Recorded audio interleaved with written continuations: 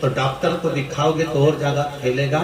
पूर्णिमा के दिन कोई गाय अपने बछड़े को दूध पिला रही हो और उसके मुंह पर फेन आ जाए, उस फेन को निकालकर चम्मच में रख लीजिए। पूर्णिमा की रात्रि को 12 बजे 7 बेलपत्र और शंकर भगवान पे चढ़ी हुई भस्म इस फेन में मिलाकर बाल्टी में डालकर पूर्णिमा की रात्रि को 12 बजे स्नान कर लीजिए, वस्त्र को हटाकर, और आप स्नान करेंगे। अगली पूर्णिमा के आते तुम्हारा चर्म रोग समाप्त होना चालू हो जाएगा, सफेद चमड़ी का रोग समाप्त होने लगेगा। महाराज उस फेन में कितनी प्रबलता है, कोई सहजता नहीं है। शिव शंकर को मृत्युंजय कहा गया, खिला रही है और बछड़े के मुंह पर फेन आ रहा, उसको चम्मच में अमावस्या के दिन उसको झेल लिया जाए, चम्मच में ले लिया जाए। और जो बच्चा पढ़ने में कमजोर हो, बुद्धि से विकलांग हो, उसमें अकल नहीं हो, कमजोर हो, शरीर से कमजोर हो, हाथ पैर से कमजोर हो, उस बच्चे को अमावस्या के दिन रात्रि को 12 बजे अगर वो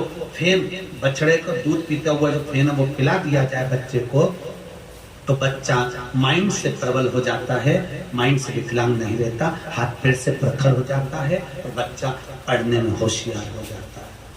और जिन भाई बंधु को, माता बहनों को चर्म रोग हो गया हो, भेंट पड़ गई हो,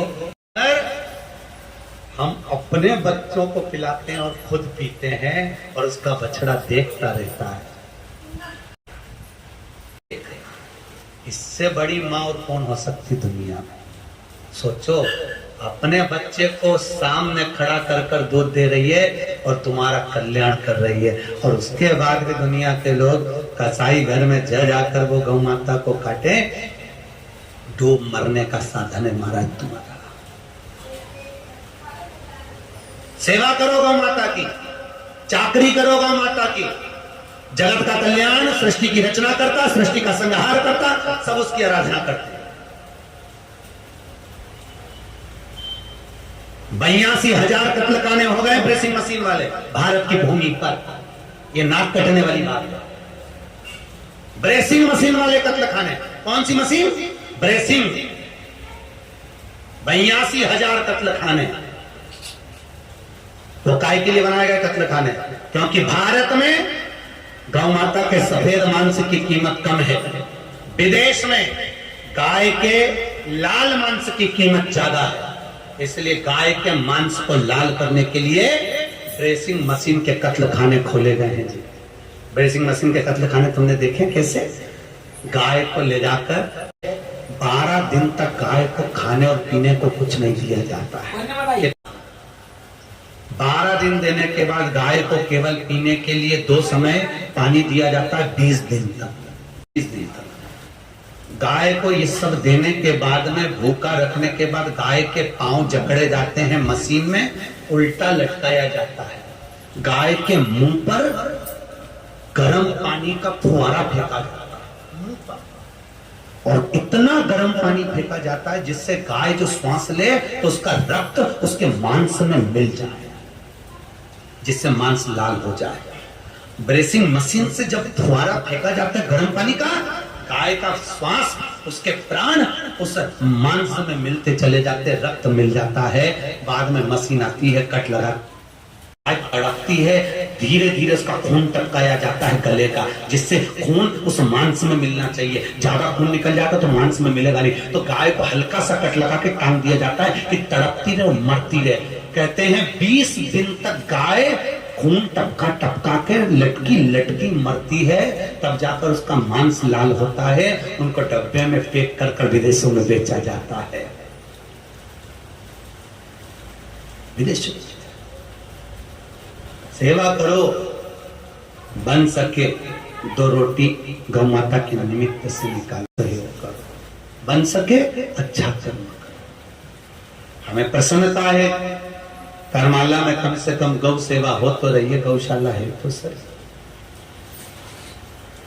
आप लोगों से जो कन्यादान मांगते हैं, हम इसलिए मांगते हैं क्योंकि सीहोर में भी एक गौशाला का निर्माण हो रहा है।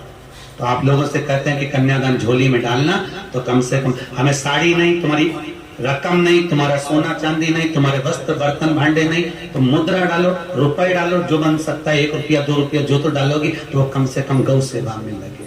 गौ जीवन अपने जीवन में गौ माता की रक्षा का प्रण लेकर अपने जीवन को सार्थक बनाइए।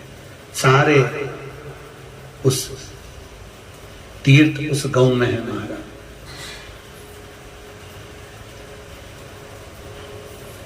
सारे तीर्थ धाम आपके चरणों में, हे गौ माता प्रणाम आपके चरणों में। सब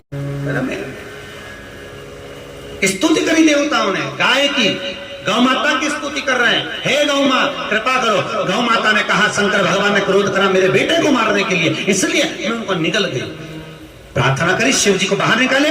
शंकर भगवान को गौ माता ने पुत्र के रूप में जन्म दिया, पुत्र के रूप में। नंदी जैसा आकर शंकर का, शिव जी का नाम हो गया नंदिकेश्वर। क्या नाम पड़ा? थोड़ा रिटर्न बढ़ाओ बेटा। नंदिकेश्वर, नंदिकेश्वर नाम पड़ गया। नंदिकेश्वर भगवान का जय घोष हुआ। नंदिकेश्वर भगवान की।